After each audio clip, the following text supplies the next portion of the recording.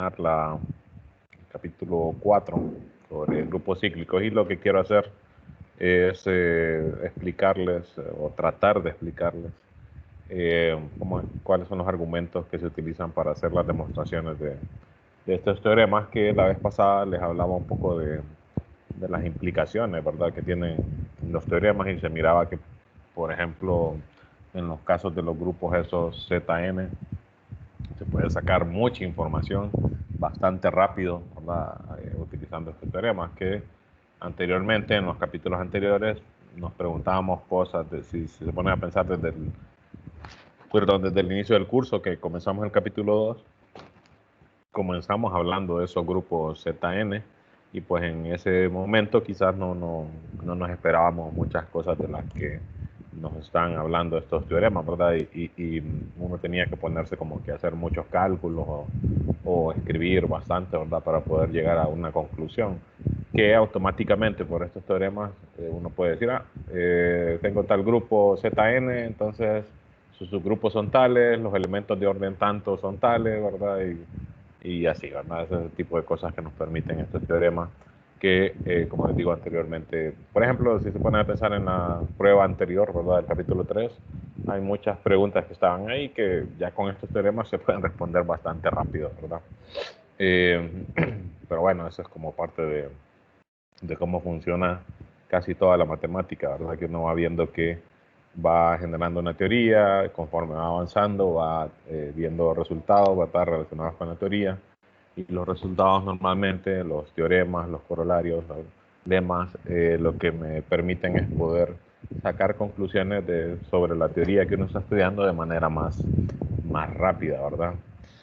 Entonces, bueno, voy a tratar lo iba a escribir todo esto, pero pensé que pues, prácticamente iba a ser como traducirles. Así que voy a tratar de ir, de todas maneras, pues yo los mandé a utilizar este libro, ¿verdad?, como libro de texto, y pues de aquí están estudiando, entonces voy a tratar de hacer como una especie de ejercicio de cómo me imagino que han de ir interpretando este tipo de demostraciones, ¿verdad? Normalmente cuando uno entra en la carrera, bueno, en mi caso, por ejemplo, allá Yaditas, pasaba que, y pasa aún, ¿verdad?, que a uno realmente no le piden saber inglés, ni siquiera leer inglés, ¿verdad?, para entrar a estos cursos, y uno llega al curso y el profesor le dice que el libro es en inglés, ¿verdad? Y bueno, algunos me imagino estuvieron en escuela bilingüe, no tienen mucho problema. Los que no, ¿verdad?, entonces tienen un poco más de problema para estudiar de esto, ¿verdad? Entonces voy a tratar de hacer una especie como de simulacro de cómo agarra uno esas pruebas y las va como que tratando de entender, o como de desminuzar, sería como una palabra que utilizamos comúnmente los hondureños.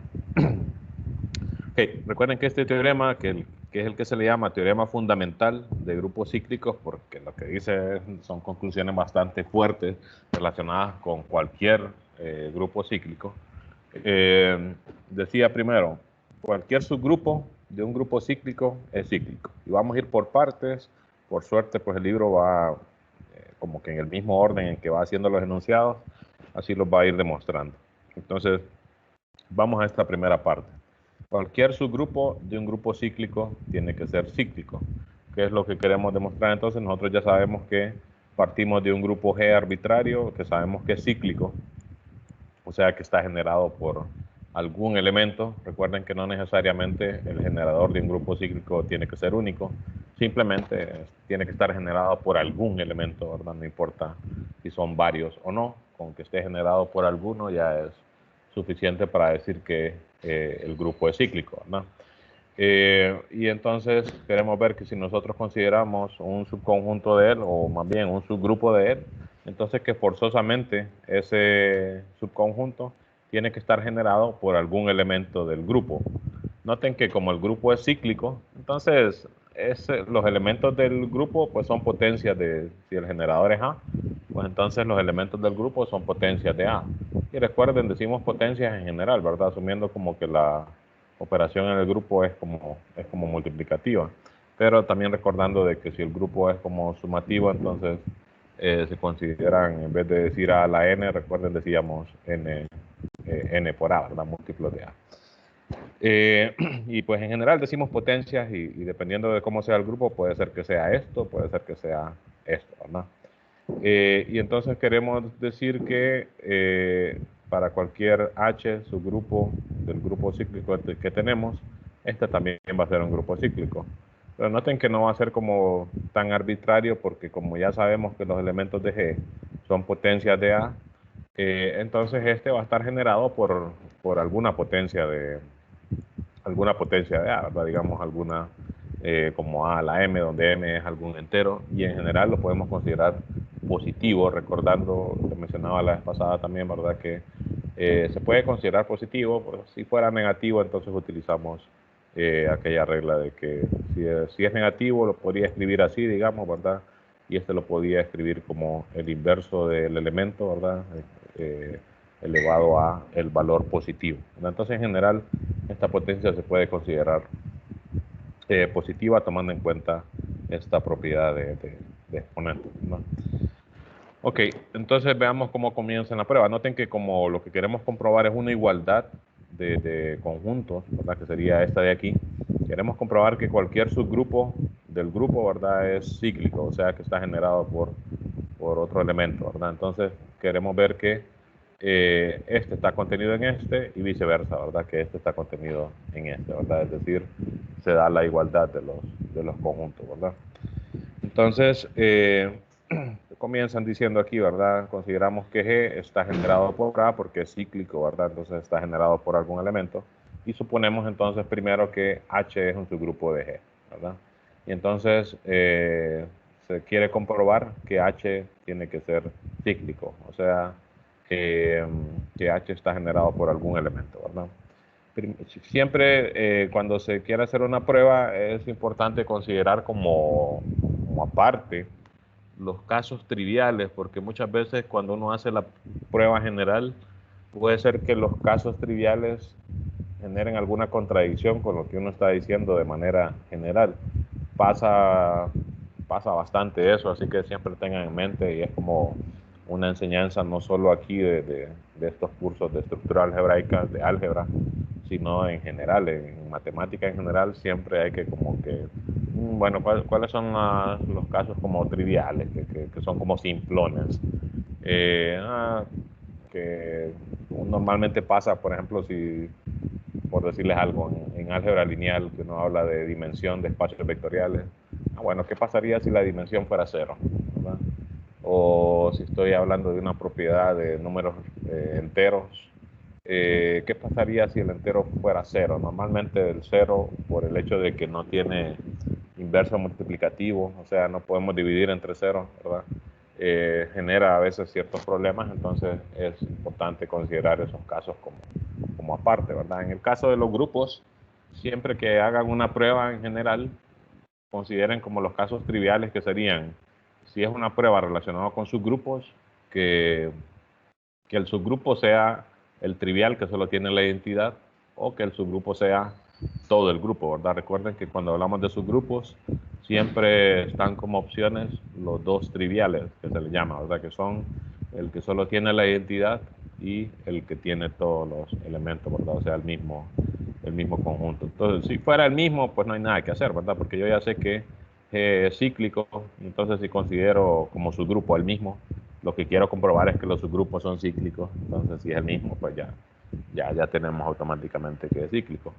Si fuera el que solo tiene la identidad, entonces está generado por la misma identidad, ¿verdad? No importa cuántas veces opere la identidad, siempre me va a dar la identidad y entonces siempre el grupo cíclico generado por la identidad va a ser el trivial, ¿verdad? Entonces ahí noten que estamos como aislando esos casos triviales, ¿verdad? Y ustedes observen, y como les digo, no solo en este tipo de cursos, sino en todos los cursos en general donde se hacen demostraciones, observen que casi siempre se aíslan esos casos como triviales. Muchas veces incluso es necesario aislar ciertas situaciones que no necesariamente son triviales, sino que como, lo vamos a manejar esta por aparte y ya lo demás iba a funcionar como que en general, ¿verdad?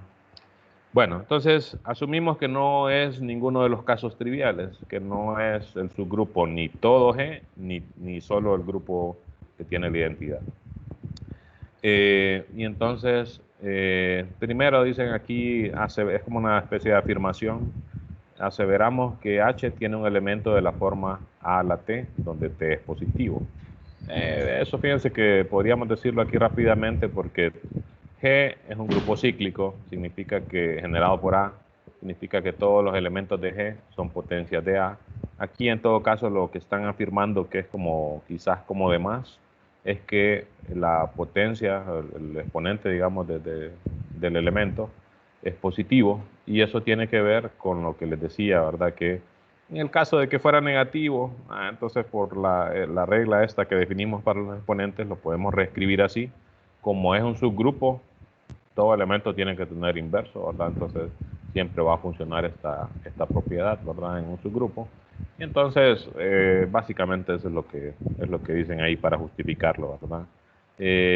Dice que H tiene un elemento de la forma A a la T, donde T es positivo. Como G está generado por A, entonces todo elemento de H tiene que ser una potencia de A, ¿verdad? Y si A a la T pertenece a H con T negativo, entonces lo podemos escribir así, ¿verdad? Como A a la menos T, que era básicamente esto que les estaba diciendo aquí, ¿verdad? O sea que en general para cualquier subgrupo de un grupo cíclico podemos considerar que sus elementos los podemos escribir como potencias positivas, ¿verdad? Donde los exponentes son enteros positivos, ¿verdad? Vamos a ver, entonces después dice, sea M el entero positivo más pequeño que satisface que es un elemento de H, ¿verdad? Noten que como ya dijimos que H no solo es el trivial, ¿verdad? Entonces este exponente M pues tiene que ser mayor que cero, ¿verdad? Podría ser que sea H a la 1, H al cuadrado, H al cubo, y en general pues el más grande también, ¿verdad? Como es cíclico, bueno, si es finito va a haber una potencia más grande ahí, ¿verdad? Si no, pues esto va a continuar indefinidamente, ¿verdad? Pero aquí no tenemos, por lo menos para esta primera aseveración del teorema, no nos dice si G, ¿verdad? Tiene que ser finito o no, ¿verdad? Sino que funciona en general, ¿verdad? Eh, Vamos a ver, entonces estábamos diciendo, sea M, ¿verdad? El entero más pequeño para el cual esa potencia de A, ¿verdad? Está en H, ¿verdad? Ya aquí anteriormente pues dijimos que los elementos de H los podemos escribir como potencias positivas de A o de su inverso sería al final, ¿verdad? De manera entonces que podemos considerar la más pequeña de todas ellas, ¿verdad? No va a ser cero porque estamos dejando por fuera la identidad, tiene que ser por lo menos uno, ¿verdad? Este exponente, ¿verdad? Entonces, noten que el hecho de que A a la M esté en H y H es un subgrupo de G, ¿verdad? Implica que cualquier producto A a la M por A a la M, cualquier cantidad de veces, ¿verdad? También va a estar en H, ¿verdad? Porque H es un subgrupo. ¿Qué quiere decir, verdad? Es el siguiente comentario que hacen aquí, que por la cerradura, ¿verdad? De H, que es un subgrupo, entonces el grupo cíclico generado por A a la M está contenido en H, ¿verdad? Y lo siguiente que aseveran aquí es que realmente H es exactamente el grupo generado por A a la M, o sea, el grupo generado por la potencia más pequeña que tenga H, la más pequeña de A, que es el generador del grupo, ¿verdad? Entonces, fíjense, para comprobar esto, dice, vamos a tomar un B, que sea un elemento arbitrario de H, y vamos a comprobar que B está en el grupo generado por A a la M. Esto es porque aquí ya se tiene que el generado por A a la M está contenido en H, ¿verdad? Generado por A a la M está contenido en H, y entonces como quiero ver que son iguales, lo que me falta ver es que H está contenido en generado por A a la M. ¿Qué significa esto? ¿Verdad? Que si yo me tomo un elemento que está en A, en H, ¿verdad? Entonces tiene que estar en generado por A a la M, ¿verdad? ¿Qué quiere decir? Bueno, de repente aquí no conviene llamarle A también, sino que B, por ejemplo, como le llaman ahí, Y entonces lo que queremos comprobar es que B, ¿verdad?, tiene que ser una potencia de A a la M, ¿verdad? Entonces, para ello, como B es un elemento de G, ¿verdad?, lo tomamos como elemento de H, ¿verdad? Pero B es un elemento de H, pero H es un subgrupo de G, o sea que H es un subconjunto de G. Entonces, si B está en H, también está en G, ¿verdad? Si B está en G, entonces tiene que ser una potencia de A, ¿verdad? Lo único es que no sabemos qué potencia, ¿verdad? Por ejemplo, pudiese ser que, aquí ya recuerden que estábamos hablando de una potencia en particular, ¿verdad? Entonces pudiese ser que este B que estamos tomando tenga como exponente, ¿verdad?, escrito así como potencia de A, tenga como exponente un valor menor que M, o podría ser mayor que M, incluso podría ser el mismo M, ¿verdad? Entonces no sabemos eso. Entonces, por ello dice acá, bueno, como no sabemos realmente cuál es, bueno, eso no lo dicen, solo dice, como B es un elemento de G, que es el grupo cíclico generado por A, entonces tenemos que B tiene que ser una potencia de A para algún K, ¿verdad? Como no, de aquí esto es como que lo que le estoy agregando, no sabemos cómo es K, ¿verdad? Puede ser que, como les digo, sea menor que el M que teníamos aquí, pudiese ser que sea el mismo M, pudiese ser que sea mayor que M. Entonces, en el caso donde más importaría hacer lo que sigue aquí, es en el caso de que ese exponente K sea mayor o igual que M. Si es mayor o igual que M, entonces podemos aplicar el algoritmo de la división. Vamos a pensar, por ejemplo, que este M fuera 5 y que este K fuera 8, por decir algo, un número más grande que este, ¿verdad? Entonces puedo aplicar el algoritmo de división y decir, ok, cuando aplico el algoritmo de división a 8 y a 5, el cociente de hacer la división sería 1, ¿verdad? Y el residuo sería 3, ¿verdad? Y pues bueno, en general recuerden que teníamos una forma general para describir ese algoritmo de división, que era decir que existían dos enteros, ¿verdad?, que son el cociente y el residuo, que satisfacen esta ecuación, donde el residuo siempre es más pequeño que el divisor, ¿verdad?, de la división, o el denominador, ¿verdad?, si lo vemos como una fracción, y el residuo es mayor o igual que 0 y menor que ese divisor, ¿verdad? Y de hecho en ese punto es que uno detiene el algoritmo de división, ¿verdad? Entonces, K se puede escribir como M por Q más R. Esto ya lo hemos hecho varias veces. Noten que ya les he repetido que el algoritmo de división ya hemos visto que para teoremas relacionados con órdenes de elementos, órdenes de grupos, pues me sirve, ¿verdad?, para comprobar varias cosas. Entonces, ténganlo siempre como una especie de opción, digamos, ¿verdad? Tal ejercicio me pide demostrar tal cosa, de repente es sobre grupos finitos, ¿verdad? Y tiene que ver lo que me piden demostrar con órdenes de elementos o con órdenes de grupos, entonces considero de repente en alguna parte aplicar el algoritmo de división, ¿verdad? Bueno, entonces se aplica acá, se dividen los elementos, como ya hemos hecho varias veces, ¿verdad? Este tipo de argumentos lo hemos repetido, ¿verdad? Varias veces anteriormente. Y lo siguiente que hacen aquí es una especie de despeje, ¿verdad? Tomando en cuenta que estamos en un grupo.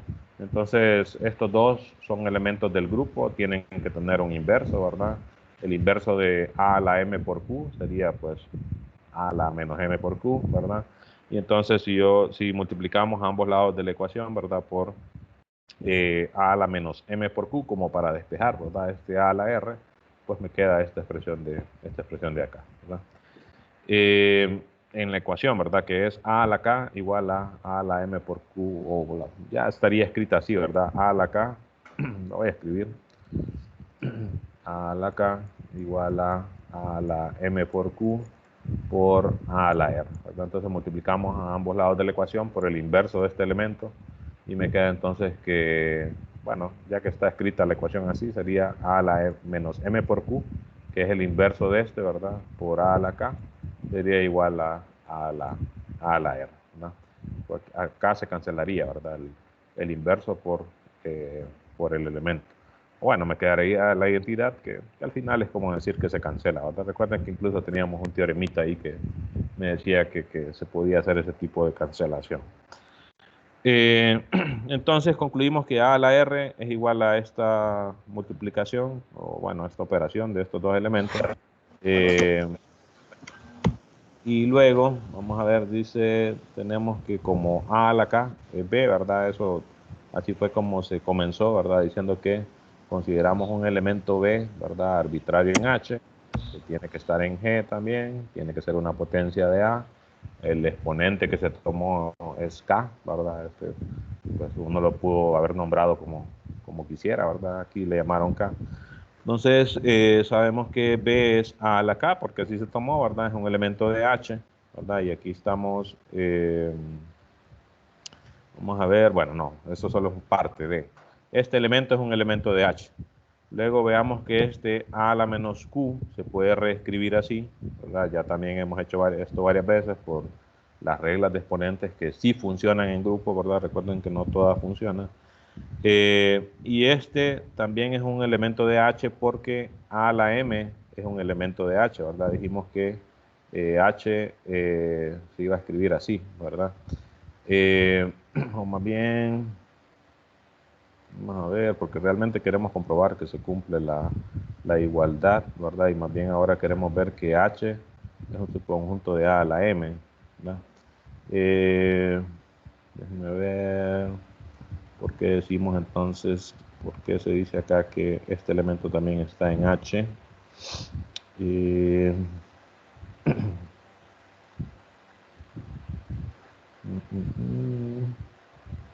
No, sí, pero sería desde acá, porque estamos siguiendo la misma prueba. Desde acá, que se dice, asumimos que M, ¿verdad? Es el entero más pequeño que satisface que A a la M es un elemento de H. Entonces ya desde aquí tenemos que A a la M es un elemento de H. Entonces, como H es un subgrupo y A a la M es un elemento de H, entonces cualquier potencia de A a la M por cerradura, ¿verdad? Va a seguir siendo un elemento de H, ya sea que sea positiva o negativa, ¿verdad? Recuerden, si es positiva, pues simplemente por la cerradura, ¿verdad? A a la M por A a la M cualquier cantidad de veces va a seguir siendo un elemento de H. Si es negativa, como A a la M es un elemento de H, su inverso también es un elemento de H porque es un subgrupo, y cualquier potencia del inverso también va a ser un elemento de H, ¿verdad? Y eso sería entonces para justificar que este está en H, ¿verdad? O más bien que este está en H, ¿verdad? Entonces, ¿qué quiere decir? Que como A a la R es este por este, y este está en H y este también, significa que por cerradura nuevamente, ¿verdad? Un elemento que está en H por otro elemento que está en H va a ser otro elemento que está en H, ¿verdad? Por cerradura. Entonces tenemos que A a la R es un elemento de H, donde estamos asegurando aquí que R es menor que M.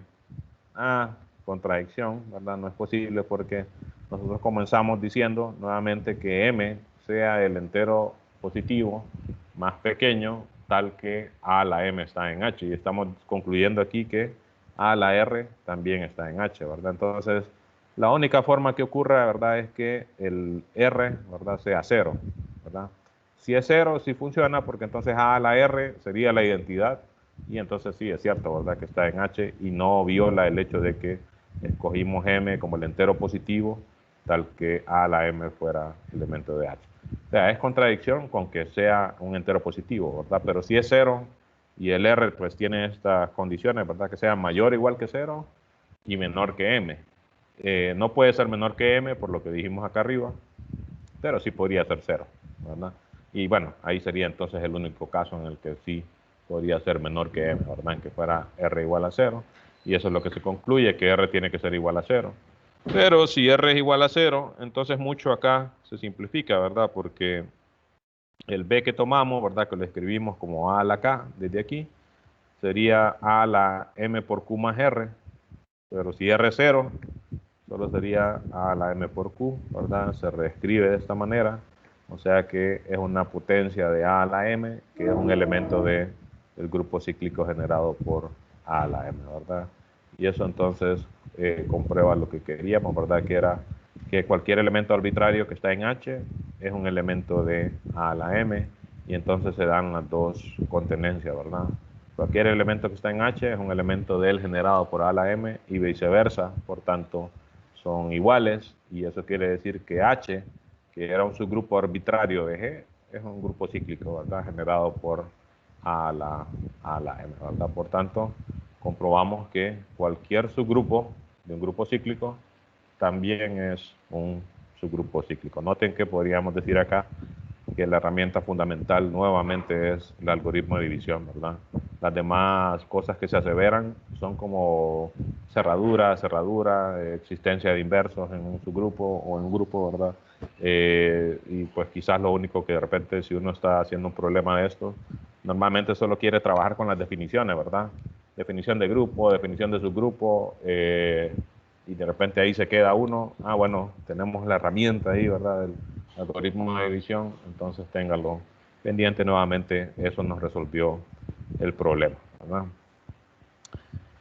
Vamos a la siguiente parte, y antes de seguir, como esta prueba es un poco larguita, no sé si tienen alguna pregunta sobre todo lo que les he hablado hasta ahora, antes de continuar.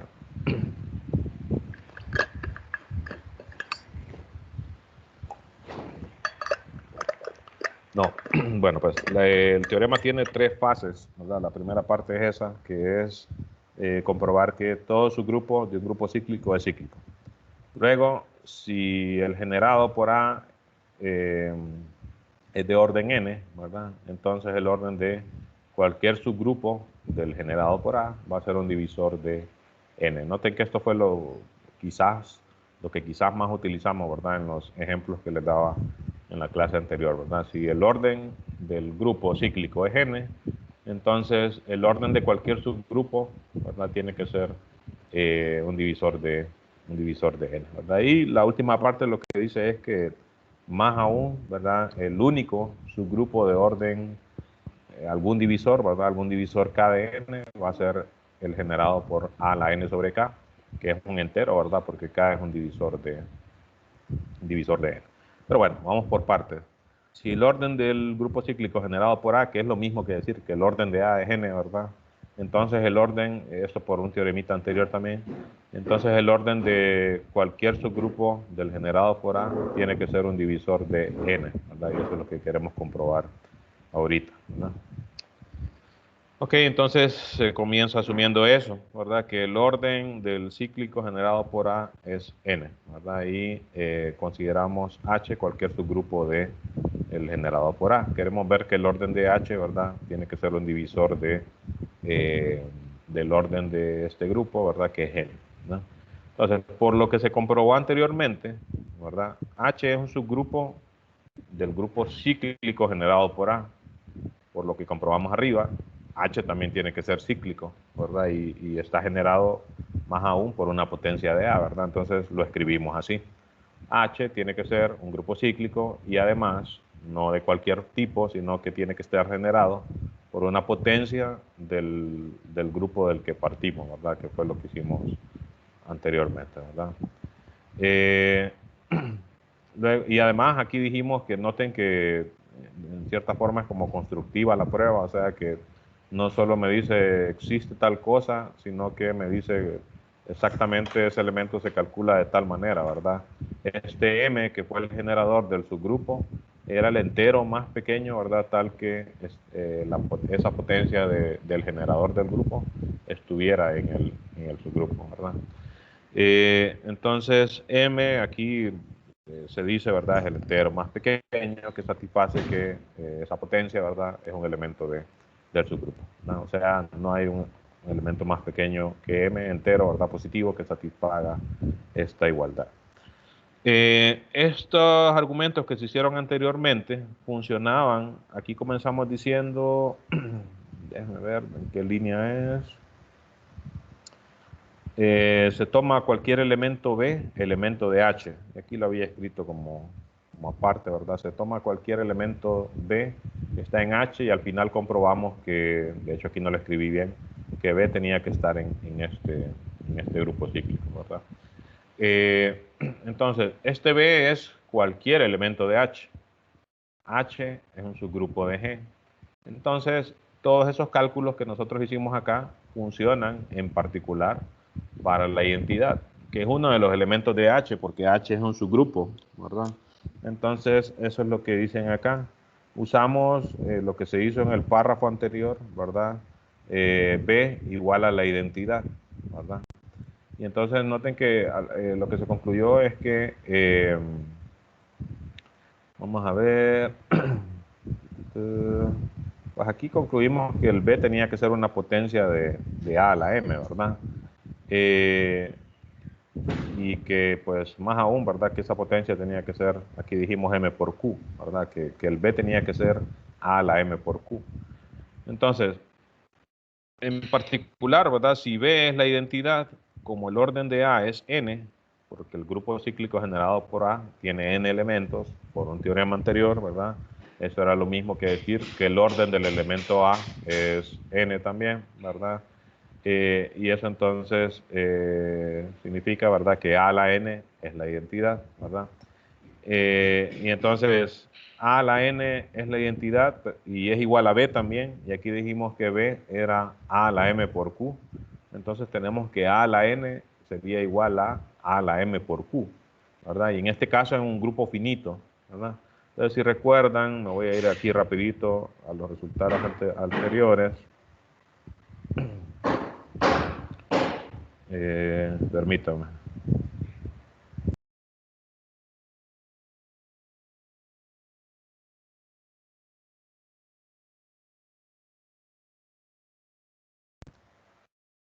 Ok, les decía, a ver,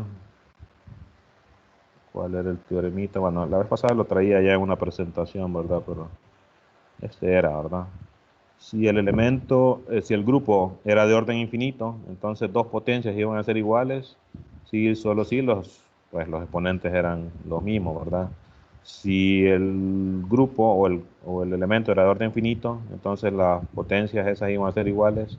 Si solo si, ¿verdad? El orden del elemento divide a esto, ¿verdad? Entonces, ahí en ese caso, volviendo acá, ¿verdad? Lo que teníamos, estábamos acá. Entonces tengo que el orden de A es n, o sea, estoy en un grupo finito, ¿verdad? Y tengo dos potencias que son iguales, A a la m, o A a la n más bien, ¿verdad? Y A a la m por q. Y entonces, pero n, ¿verdad? Es el orden de A, ¿verdad? Y entonces, si quisiéramos aplicar ese resultado, tendríamos que decir, ¿verdad? Que n divida a la diferencia de las dos potencias que se están igualando. Entonces lo voy a escribir. Las potencias que tenemos es A a la n, ¿verdad? Igual a la m por q.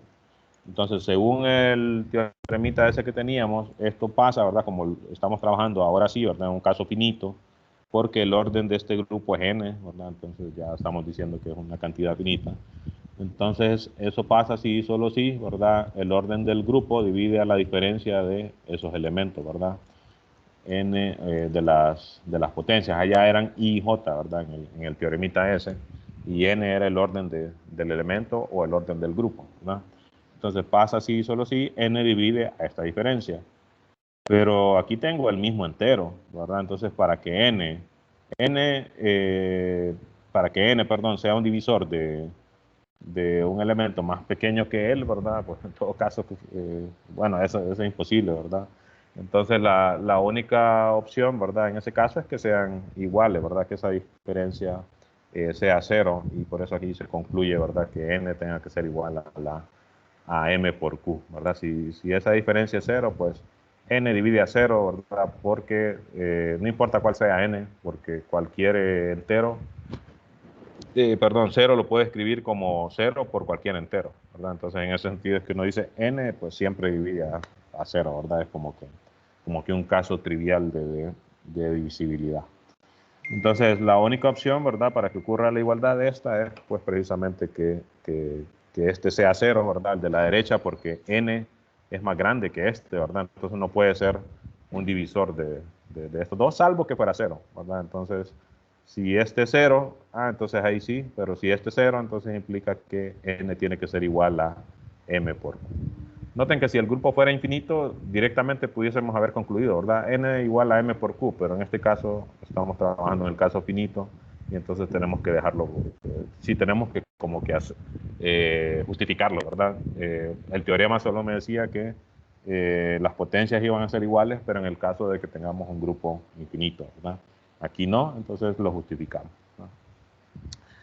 Ok, ya casi, entonces solo falta la última parte, ¿verdad? Que es que dice, para cada divisor positivo K de n, el grupo generado por A tiene exactamente un subgrupo de orden K. Toma un divisor del orden del grupo, que eso también era parte de lo que estábamos haciendo, ¿verdad? En los ejemplos de la clase anterior. Tomábamos un grupo como Z24, ¿verdad? Y entonces, un divisor de 24, 4. Entonces tiene que tener exactamente un subgrupo de orden 4. Lo que sí dijimos es que, y aquí también me dice, ¿verdad?, que no necesariamente va a tener un solo generador, pero aquí por lo menos me da uno, que es el elemento del generador del grupo elevado a la n sobre k, ¿verdad?, donde k es el divisor y n es el orden del grupo, ¿verdad? Entonces, para comprobar eso, ya aquí es prácticamente utilizar teoremitas anteriores. Si recuerdan, había un teoremita que me hablaba sobre que el orden de un grupo de esta forma iba a ser n entre el máximo común divisor entre dos elementos, solo para que lo recuerden ahí rápidamente. Lo voy a buscar a ver si me encuentro rápido, creo que estaba antes de esto.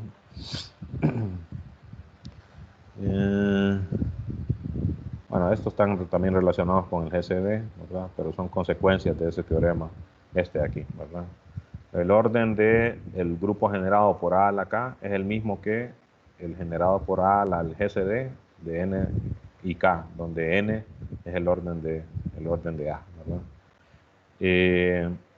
Sea A un elemento de orden N, ¿verdad? De hecho, estas cosas, si quieren, déjenme abrir la presentación que les mostré la vez pasada por si nos toca volver a regresarnos ahí. Creo que la tengo por aquí. Las tengo más rápido. Este era, ¿verdad?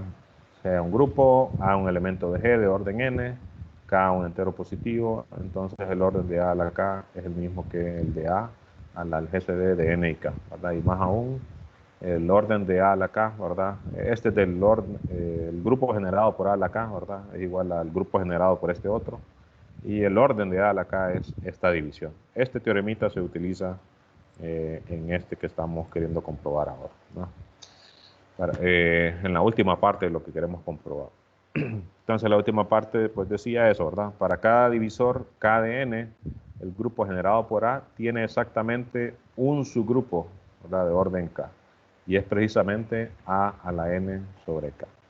Entonces noten aquí que son pues prácticamente combinaciones de utilizar esos teoremas anteriores. Sea K cualquier entero positivo que sea divisor de n, y pues vamos a comprobar, dice acá, que el grupo generado por A a la n sobre K es el único. Ya teníamos que este era 1, ¿verdad? Porque en ese teorema me decía, ¿verdad? Entonces, este es igual a este, pero no me dice aquí que este sea único. De hecho, aquí ni siquiera se está trabajando. Vamos a ver. O sea, G no es necesariamente cíclico, ¿verdad? Esto pasa en cualquier tipo de grupo. Ya estos sí son cíclicos, ¿verdad? Y estas conclusiones sí son para grupos cíclicos, pero G puede ser un grupo arbitrario, ¿verdad? Ok, pero bueno, entonces queremos ver que este va a ser el único de orden K. Por el teorema 4.2, que precisamente es ese, ¿verdad?, que les estaba mostrando ahorita. Teorema 4.2. Tenemos que el orden de A a la n sobre K tiene este tamaño, ¿verdad? N entre el GCD de N y N sobre K, ¿verdad? Que era la conclusión que se sacaba aquí, ¿verdad? ¿Qué más? Pero N entre el GCD, entre N y N sobre K. Noten que aquí se está utilizando el teorema ese en un caso particular, ¿verdad? Porque aquí dicen que esto funciona para cualquier K entero, ¿verdad? En el caso particular, aquí, quizás no es el mismo K que estamos utilizando allá, ¿verdad? Sino que K es el orden de este grupo, ¿verdad? Del subgrupo. N sobre K, noten que es un divisor de N, ¿verdad? K es un divisor de N. Entonces N sobre K también, ¿verdad? O sea, es como que tenga, por ejemplo, 24, que es el que utilizamos la vez pasada, ¿verdad? Entonces 3 es un divisor de 24. Entonces 24 entre 3, ¿verdad? Es 8, ¿verdad? Entonces 24 entre 8, ¿verdad? Vamos a ver qué... No, 24 sobre 3 sería así, ¿verdad? Que es 8 precisamente. Vamos a ponerlo así, 24 entre 8, o entre 3, perdón, que es 8. Este es otro divisor de 24, ¿verdad? Pues, por propiedades de divisibilidad. Si este divide a este, significa que este se puede escribir como, esto pasa así y solo así, 24 se puede escribir como un múltiplo de 3, ¿verdad? Que es 3 por 8, ¿verdad?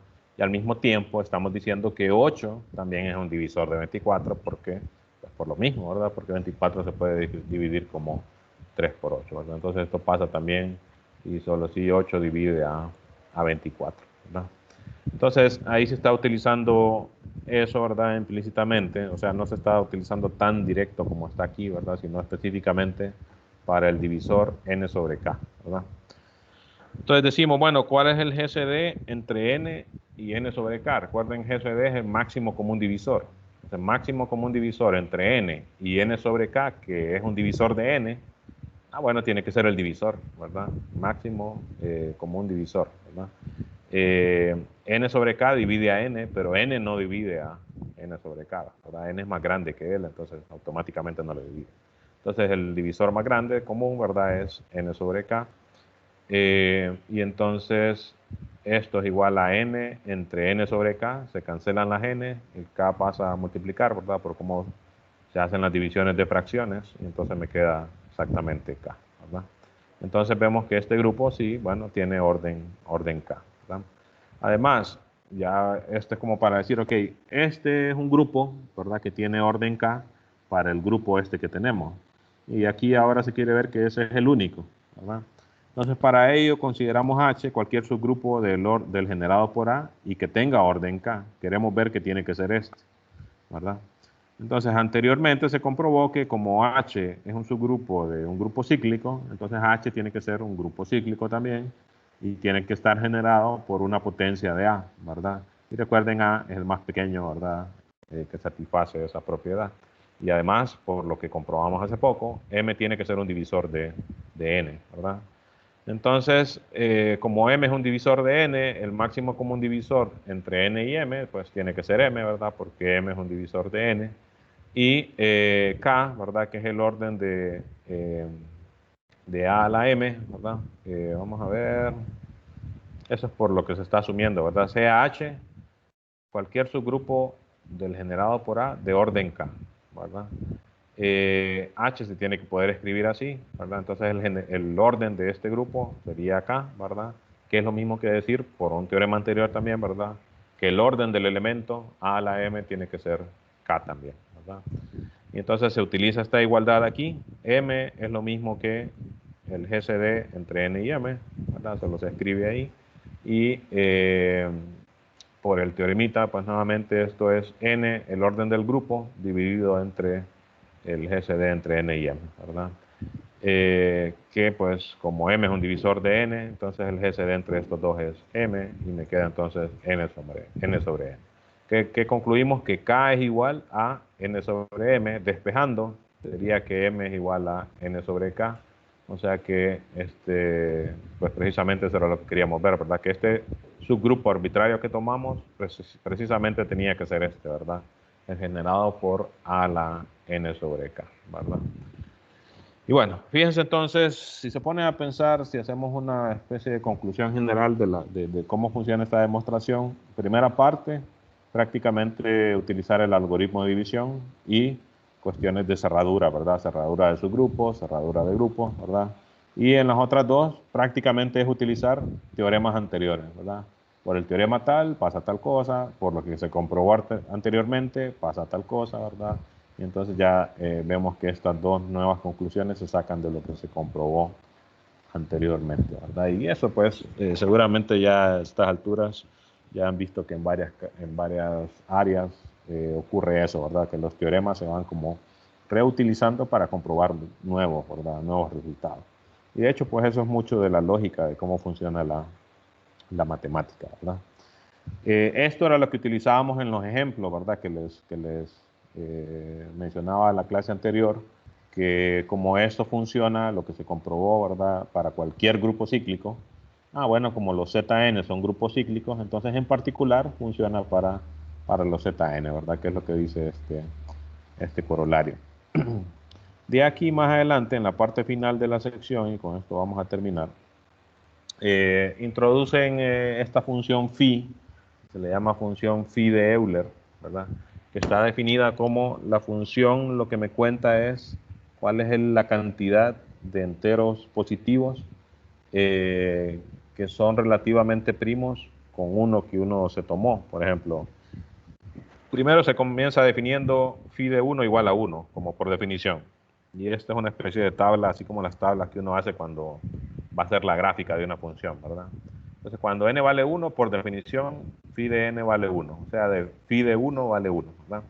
Cuando n vale 2, entonces uno dice, bueno, los únicos relativamente primos con 2, siempre se toma en cuenta como que el 1 ahí por definición también, pues sería 1, ¿verdad?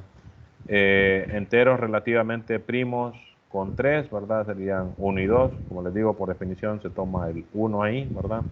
Relativamente primos con 4, serían 3 y 1.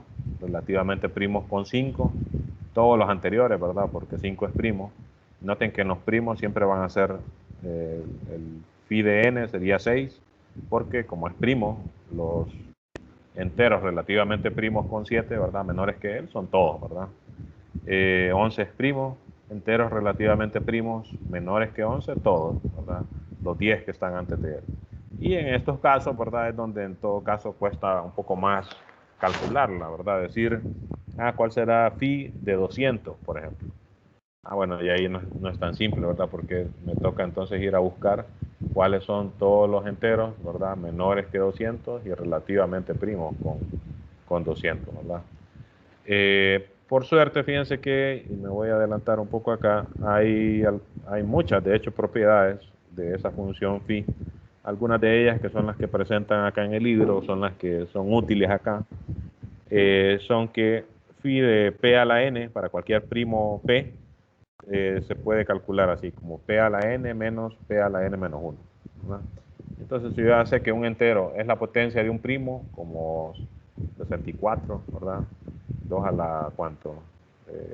6, 7, por ahí, ¿verdad? Entonces puedo aplicar esta propiedad, ¿verdad? Esa función phi, evaluada en el producto de dos enteros que son relativamente primos, bueno, se puede, como que preserva la multiplicación. Phi de m por n es phi de m por phi de n, ¿verdad? Entonces aquí da un ejemplo, por ejemplo, 40 se puede escribir como 5 por 8. 8 no es primo, pero sí es relativamente primo con 5, ¿verdad? No tienen divisores en común más que 1. Entonces se puede utilizar esta propiedad, ¿verdad?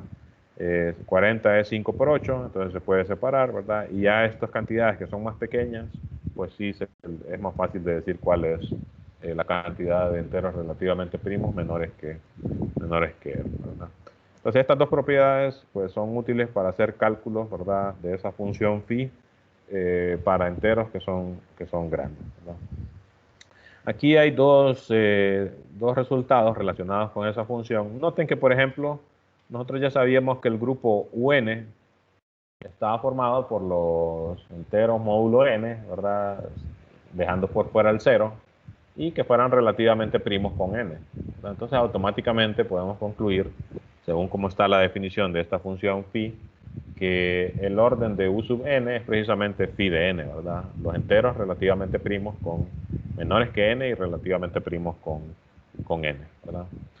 Esa es una cosa, ¿verdad? Que ya la podemos asociar con esta función phi de n.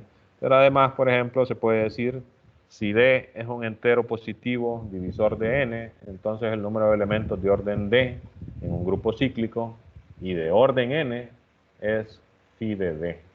Si se ponen a pensar, esta información, por ejemplo, también hubiese sido útil si la hubiésemos conocido en el capítulo anterior, ¿verdad? Pero bueno, no la teníamos todavía. De hecho, algunas preguntas que yo les hice tenía que ver con esto, ¿verdad? ¿Cuál es la cantidad de elementos de orden tanto, ¿verdad? En, qué sé yo, U10, U tanto, ¿verdad? Son tantos, ¿verdad? Entonces, si ya hubiésemos conocido esto, eso se hubiese podido responder de manera más rápida, ¿verdad? Esto solo es aplicar lo anterior, ¿verdad? No hay nada nuevo aquí, entonces se los voy a dejar que lo lean. Y es cortito además, ¿verdad? Y hay otro resultado aquí, que este sí de repente conviene ver algunos detalles de la demostración. En un grupo finito, el número de elementos de orden D es un múltiplo de phi de D. Ya tengo un grupo de orden finito, cualquiera, ¿verdad? Entonces tomo eh, un entero, ¿verdad? Un divisor, ¿verdad? Bueno, en general no necesariamente, ¿verdad? Pero ahí me estoy adelantando también. Pero en general los que van a interesar van a ser los divisores. Ya más adelante vamos a ver por qué. Entonces tomamos un divisor. Yo ya sé que automáticamente la cantidad de elementos que tengan orden es entero, tiene que ser un múltiplo de precisamente el entero, ¿verdad? O sea, tomo 200, por ejemplo. Quiero saber cuántos elementos hay de orden 20, que es un divisor de 200, ¿verdad? Bueno, quizás no pueda decir exactamente cuántos, pero sí puedo decir que va a ser un múltiplo de phi de d. Phi de d que serían los enteros menores que 20, ¿verdad? Y que sean relativamente primos con 20, ¿verdad? Que quizás pues ya no sea tan difícil de calcular, ¿verdad? Y entonces la cantidad de elementos que van a tener orden 20 va a ser por lo menos un múltiplo de ese entero, y entonces por lo menos me da algo de información también. No me dice exactamente cuánto, ¿verdad? Pero ya me da algo de información y uno lo puede ir juntando con otros teoremas, ¿verdad? Para al final concluir, lo que va a ocurrir va a ser tal cosa, ¿verdad? En fin, solo quiero ver algunos detalles aquí en la prueba porque hacen un argumento que creo que sí no lo hemos hecho anteriormente. Fíjense, si tengo un grupo finito que no tiene elementos de orden D, bueno, automáticamente es como que vacíamente cierto la igualdad, y además, pues, como les decía, cualquier entero se puede escribir como múltiplo de 0, se puede escribir como múltiplo de 0 para cualquier entero n, ¿verdad? Entonces, no importa cuál sea phi de d, automáticamente va a dividir a 0, ¿verdad? Cualquier entero divide a 0. Así que bueno, en el caso de que no haya ningún elemento de orden D, como que se cumple trivialmente lo que dice el corolario, ¿verdad?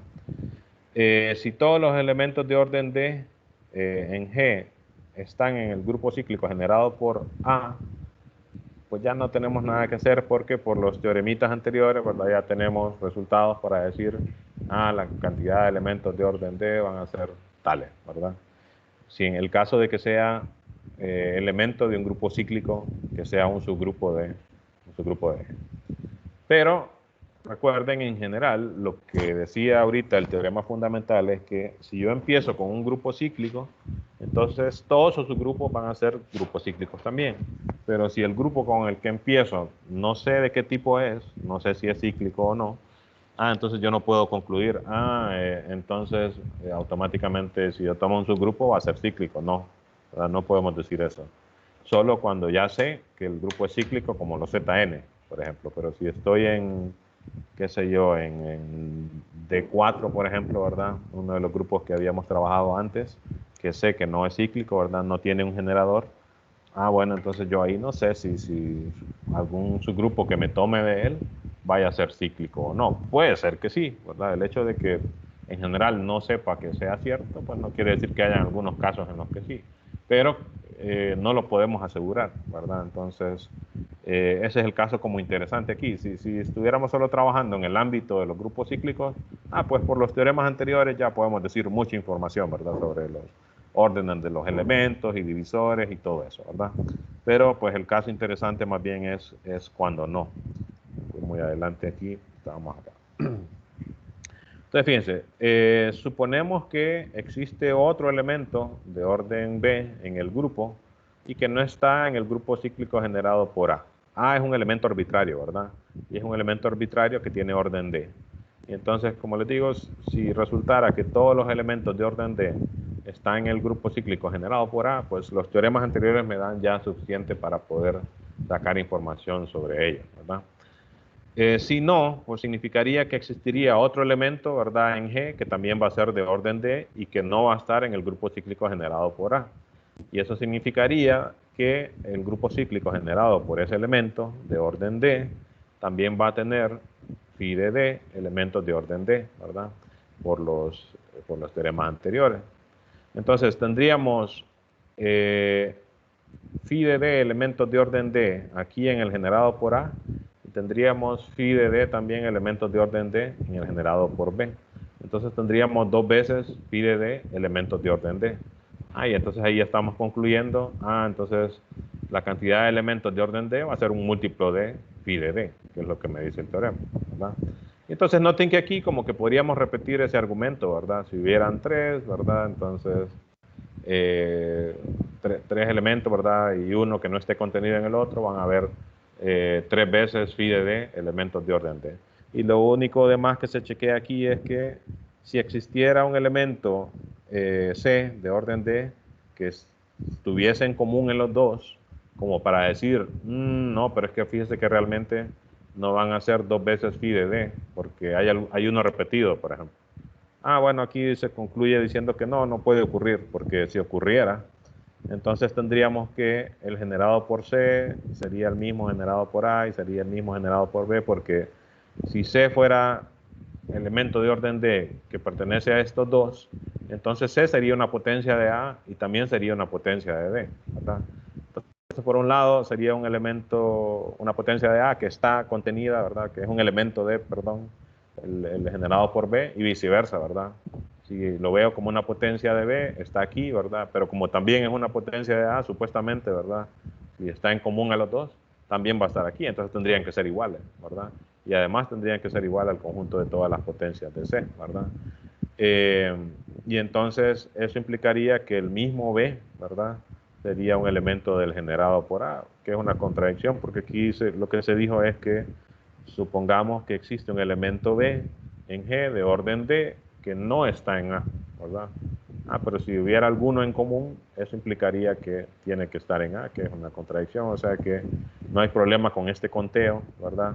Los elementos o los grupos esos no tienen elementos en común de orden D, ojo, de orden D porque son grupos, ¿verdad? Entonces, sí tienen como elemento en común a la identidad, por ejemplo, ¿verdad? Porque son subgrupos de un mismo grupo. Pero estamos hablando de los elementos de orden D, ¿verdad? Entonces, de estos es que no tienen elementos en común, ¿verdad? Y entonces podemos contarlos así como por aparte, ¿verdad? Uno va a tener phi de D elementos, el otro también, entonces entre los dos van a haber dos veces phi de D elementos, ¿verdad? Y entonces, como por inductivamente podríamos repetir lo mismo, contando, ¿verdad?, la cantidad de elementos de orden D, ¿verdad?, que tenga el grupo. Y entonces siempre va a ser que la cantidad de elementos de orden D va a ser un múltiplo de phi de D, ¿verdad? Entonces noten que aquí quizás como que lo nuevo, ¿verdad?, en términos de argumentos que se han utilizado, es esta parte de aquí, ¿verdad?, que cuando se asume que estos dos grupos tienen elementos de orden D en común, pues entonces al final se concluye de que tienen que ser al final el mismo grupo y que más aún, ¿verdad? Que recuerden que en el grupo cíclico generado por A siempre está A, en el grupo cíclico generado por B siempre está B. Si son iguales, entonces significaría que el B es un elemento de el generado por A, ¿verdad? Que es lo que se concluye aquí, ¿verdad? Y eso me permite entonces hacer, como les digo, ese como conteo de los elementos que tienen esos conjuntos como por aparte, asegurando de que no tienen elementos en común, ¿verdad? Ok. Noten que estos teoremas son ya útiles para casos en que el grupo con el que se parte no es cíclico, ¿verdad? Si el grupo es cíclico, entonces todos los teoremas que teníamos antes, ¿verdad? Estos que hicimos acá, por ejemplo, y de hecho por ejemplo, también funciona empezando con un grupo que no es cíclico, ¿verdad? Pero al final las conclusiones sí son sobre grupos cíclicos, ¿verdad? Estas sí eran para grupos cíclicos. Por ejemplo, G solo es un grupo, no sabemos de qué tamaño. Y estas conclusiones, pues, incluso eran generales, ¿verdad? No dependían ahí necesariamente de hablar de... Esta sí, ¿verdad? El grupo cíclico generado por A es esto. Esta ya no... Aunque implícitamente, fíjense que esto tiene que ver con grupos cíclicos porque está hablando de potencias de elementos, ¿verdad? Y el grupo cíclico está, pues, formado por potencias de algún elemento precisamente, ¿verdad? Ok, en esta sección pues qué sé yo, la lista de ejercicios es bastante variada, ¿verdad? Una que hay un montón, ¿verdad? Y la otra que es bastante variada porque, pues, básicamente todos estos ejercicios de lo que tratan es de que uno utilice todos esos teoremas que están en la sección, ¿verdad? Y de manera, como de manera inteligente, ¿verdad? De que de repente la pregunta se presta como para que uno haga cálculos, un montón de cálculos y al final llegue la respuesta, pero lo que se quiere en muchos de estos problemas es que uno trate de responder a las preguntas de manera rápida, utilizando pues precisamente todas esas propiedades que se mencionaron pues precisamente en el teorema, ¿verdad? Imagínense cuáles de los siguientes números puede ser la cantidad exacta de elementos de orden 21 en un grupo, ¿verdad? Bueno, tendría que ser un múltiplo de 21, ¿verdad? Entonces, si por el teorema anterior, por ejemplo, hay que ver cuál de estos es un múltiplo de 21, ¿verdad? Y así, cosas así que de repente uno podría decir, no sé, me voy a poner a experimentar, a ver qué ocurra, ¿verdad? Sea A un elemento de un grupo de orden 100, encuentre cuál es el orden de A a la 98, de A a la 70. Camino largo, lento, yo quiero el orden de A a la 70, entonces comienzo a multiplicar A a la 70 por A a la 70 por A a la 70, o sea, a sumar 70, ¿verdad? Un montón de veces hasta que eso me dé un múltiplo de 100 sería, ¿verdad? Porque el elemento de orden 100 sería entonces en 700, ¿verdad? Y entonces ese sería el camino largo. Pero entonces digo, ok, voy a ver las propiedades, voy a ver cuál de esas me es útil para, de repente en ese caso, pues no es mucho lo que tengo que hacer, ¿verdad? Pero si fueran más grandes esas cantidades, pues tendría que hacer muchos más cálculos y ahí es donde los teoremas esos, como les digo, son útiles, ¿verdad? Y bueno, como siempre yo les recomiendo que hagan la mayor cantidad posible de problemas. Hay de todo aquí, ¿verdad? Hay algunos problemas que salen bastante rápido, otros que sí le pueden tomar a uno bastantito tiempo. Vamos a empezar ahí. En el capítulo dan esta propiedad como un hecho, ¿verdad? Pero ya comprobarla, pues quizás no sea tan fácil, ¿verdad? Aunque bueno, como P es primo, cantidad de enteros primos, relativamente primos con él, menores que él, pues ya sé que son todos los que están antes que él, ¿verdad? P menos 1. Entonces, quizás no sea tan complicado, pero así de entrada, pues no se ve como tan rápido, ¿verdad? Una cuestión de ponerse a escribir, ¿verdad? Bueno, nos vamos a quedar entonces aquí por hoy. No sé si alguien tiene alguna consulta, ya sea de lo que hablé hoy o en general de lo que hemos hablado en la clase.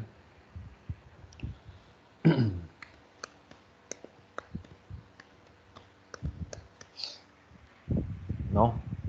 Bueno, hoy es jueves, ¿verdad? Entonces les voy a dar por lo menos una semana para que practiquen sobre los problemas de esa sección. Yo, pues a este momento esperaría que ya hayan practicado algo, ¿verdad? De acá, pero bueno, hay algunos problemas aquí que ocupaban por ejemplo, esto. No les había hablado de la función phi, ¿verdad? Entonces, probablemente no se podían hacer todavía. Entonces, les voy a dar por lo menos una semana para que lo practiquen. Y entonces, de repente el otro jueves o viernes podría ser que, no sé, siempre pienso yo que el viernes hay como que El viernes, Luis. tiempo, ¿verdad? Que un jueves, pero no necesariamente. Entonces, jueves o viernes de la otra semana, probablemente hagamos la prueba, ¿verdad? Y solo estén pendientes cuando les ponga el aviso, ¿verdad? Correspondiente. Ok, nos quedamos entonces aquí por hoy. Nos vemos la próxima semana. Saludos, jóvenes. Gracias. Muchas gracias, doctor.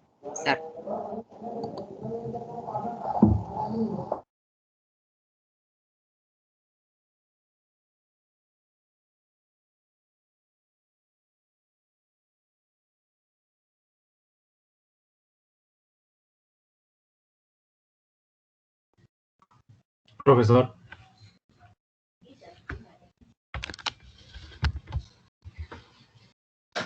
Licenciado.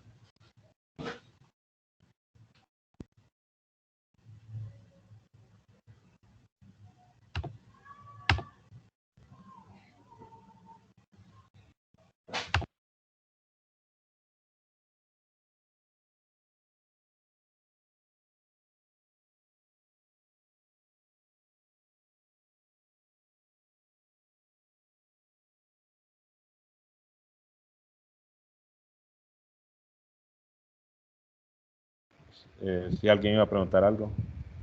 Sí, era yo. Le iba a preguntar si le había quedado chance de ver aquello que le había dicho de que ¿Recordamos? un elemento tiene el mismo orden que su elemento inverso.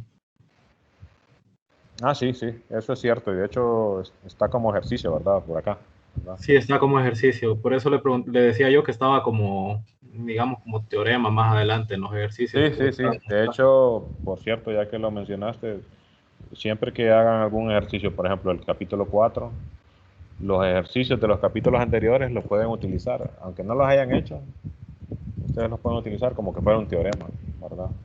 Pero sí, es cierto. Y de hecho, los únicos que no es que hay algunos ejercicios que le dicen a uno como una pregunta, ¿verdad? Como que dígame si tal cosa es cierta o no.